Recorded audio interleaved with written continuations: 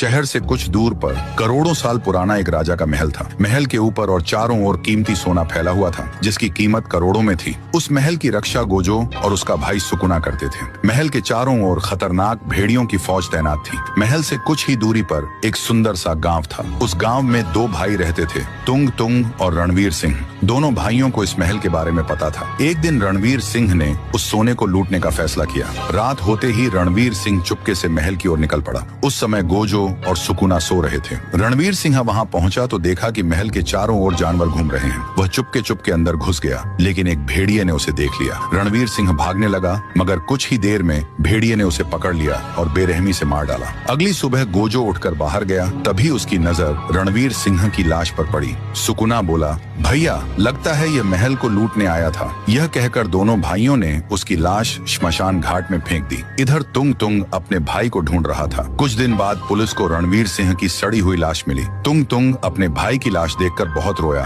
और उसका अंतिम संस्कार कर दिया। अगले दिन गांव के दो नटखट बच्चे राय स्टार और ज्ञान खेलते खेलते ताजमहल के पास पहुंच गए। तभी राय स्टार की नजर रणवीर अंकल की फोटो पर पड़ी। वह दौड़कर तुंग तुंग अंकल के घर गया और सारी बात बता दी। तुंग तुंग समझ गया कि जरूर भेड़ियों ने उसके भाई को मार दिया होगा। उसी रात तुंग तुंग ने ताजमहल का सारा सोना लूटने का फैसला किया। रात होते ही वह अपनी जादुई तीर लेकर महल की ओर निकल पड़ा। ताजमहल के पास पहुंचकर उसने एक ही तीर से ऊपर छलांग लगा दी। जल्दी जल्दी उसने सारा कीमती सोना लूट लिया और वहां से निकल गया। अगली सुबह गोजो सारा सोना गायब देखकर हैरान रह गया। उसने अपनी रहस्यमयी शक्ति से पिछली घटनाएं देख ली। आगे क्या हुआ, इसका पार्ट 2 जल्द आ रहा है।